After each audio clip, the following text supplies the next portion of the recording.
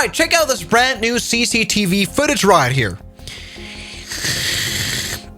Oh my goodness, that genuinely looks serious. Yes, everybody, it is safe to say that the year started off very, very badly for aviation. I mean, we've been saying that ever since we've had aviation, probably. But it's true. A lot of crazy things just keep happening. And everybody, Marathon Airlines, operating for Air Serbia, has just dodged a huge bullet. Yes, this happened this Sunday and, could have ended as the deadly aviation disaster we've had for a year, probably. Take a look at this very damaged airplane. Let's today investigate why that happened, and later on also talk about a crash that happened at Courchevel Airport. We have to do that, of course. Everybody, yes, let's set the stage of what we're talking about. Yes, on the night of last Sunday, an ERJ-195 long range by Air Serbia / operated by Marathon Airlines departed on a flight from Belgrade Airport headed for Germany, Dusseldorf. Now this 2-hour flight, started off relatively well. Today I'm recreating this case in the flight simulator at daytime. This happened in the night. The airplane taxied into the runway 30 left and severely overran into the taxiway, breaking off lights and also severely damaging the airplane. It then later on took off. Yes, after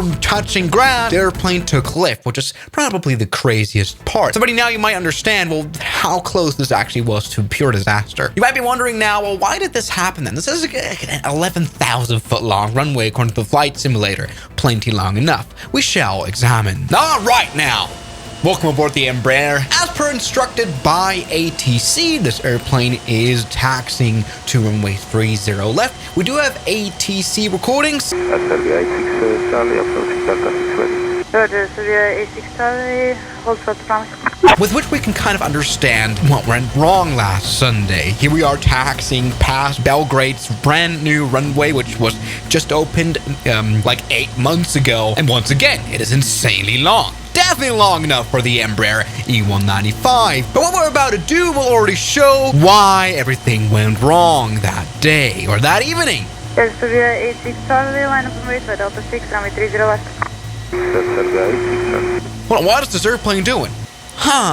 You could just hear that the ATC has told us to, line up and wait on the runway via the entry of Delta 6, but we are at Delta 5. Delta 6 would be all the way here, but the pilots apparently want to take off from this entry of the runway, which is right here, Delta 5, which is actually at the middle of the runway. It is quite usual, especially for small planes like this on a big runway, to not use, the whole runway and, taxi all the way to the furthest holding point on the runway where you'd have all the distance. Yes, it's rather quite common. They would take off maybe from here, especially if the performance allows for it. This is why you do pre-takeoff, calculations of how much runway you will need.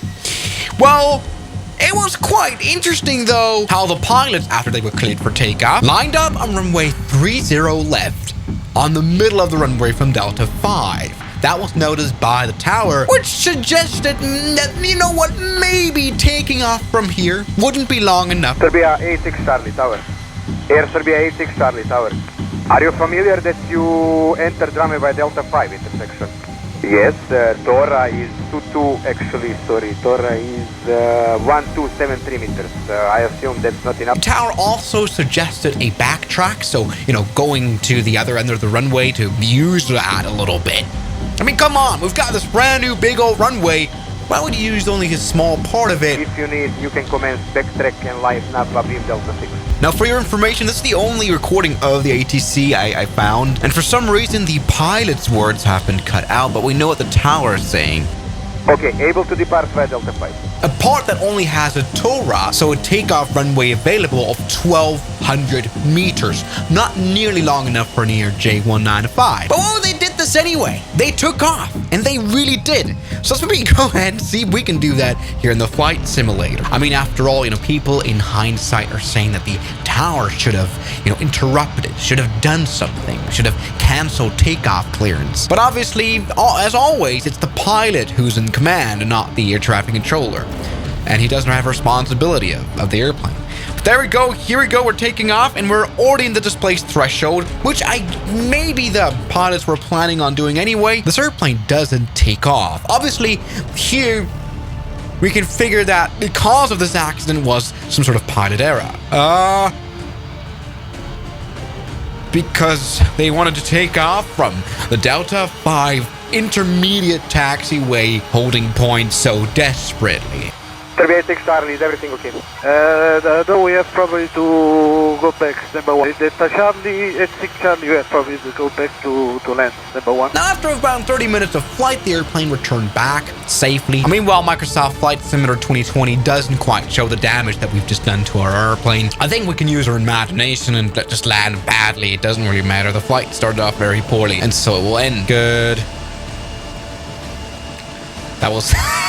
That was insane. I mean, wouldn't it have been wise to, touch down on the touchdown zone here on the runway 12? Good. Will everybody rate the irony of then using Delta 5 exit point of this runway, ending where we started. Now, once again, the airplane is totaled. It's overall quite a miracle that it even continued to fly after this. I mean, geez, the fuselage is severely damaged. Take a look, we've got some foam from the fire station. Of course, this was a big thing. All right, here's some more of the damages.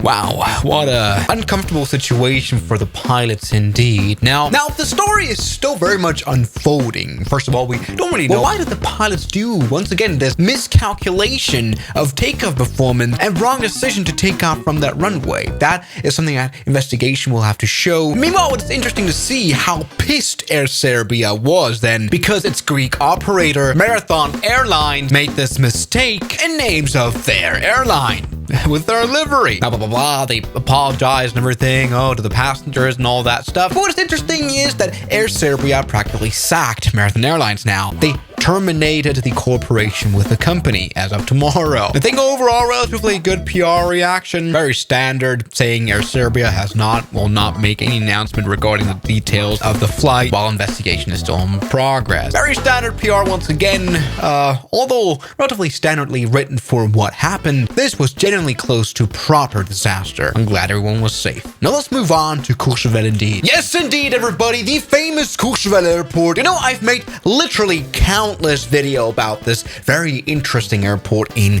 the French Alps, which is literally located on a mountain right next to a ski lift. Very interesting. It's 500-meter long, extremely sloped runway are enough to make this airport be counted as one of the most dangerous airports in the world. But guess what? It isn't actually that dangerous. In fact, it's relatively safe, as it's never even had a fatal crash. Despite operating, in general aviation, there's no proper airliners here, maybe with the exception of some charters. So you have mostly amateur pilots flying here. There has never been a crash. Only a few runway mishaps. But look at the database here. There's only been like 3 crashes over the past 50 years. For example, there was a Rockwell Grand Commander. Never heard of that plane. Anyway, it was a little US registered plane that touched down hard on the runway by stalling out, and that touchdown caused substantial damage to the fuselage. I mean, this is the typical symptoms of an extremely hard landing. You guys remember the case of an ANA 767 that touched down super hard, increased its fuselage. The same thing happened here, hard landing. The problem here is that most of the time with these kind of accidents, the plane will end up total. But as you can see, despite the airport being this crazy and dangerous, still not insanely epic crash, right? So it seems as though the slope could be a bit of a problem to the pilots that operate here. But I think the reason why there hasn't been any incredibly spectacular crash yet is because of the very high safety standards of Courchevel Airport. Pilots have to undergo special training. But everybody, something very special happened on the 17th of February. So this Saturday, take a look at this beautiful British Racing Green PC-12 from Belgium. This charter airliner came to Courchevel to pick up some passengers, and while as it looks beautiful here, it doesn't look very beautiful anymore. Take a look at this insane picture here. What happened was the PC-12 touched down apparently very hard, veered off to the left here, and pretty much left the runway. You can see this is a PC-12 that doesn't have a wing anymore, because it doesn't. This is what the full picture looks like. Yes, the wing actually fell off. Quite interestingly, there wasn't a fire that caught up, right? Despite there being a lot of fuel in the wing. Perhaps this happened at a relatively low speed, maybe a symptom of stalling out above the runway. Here are some pictures of the wing being transported. Now, this is a very low profile case. There were only 2 passengers on board the airplane. This is the pilot. Both escaped, of course, with minor injury. I mean, come on, this airplane still looks like you could just let go another wing on there.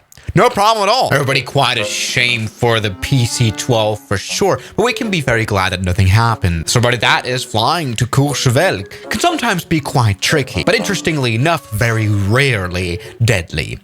So thank you guys so much for watching this news video, and I'll see you guys tomorrow as always. Good night. And a special thanks goes out to my members, my supporters, Gunskiller, R27, James DeRom, That Dude, Anime Gods of Gaming, Derek, Insider Plane, Nishijitsu Finder, Professional Jamal, Ryland Williams, and New the York. You've got beautiful names.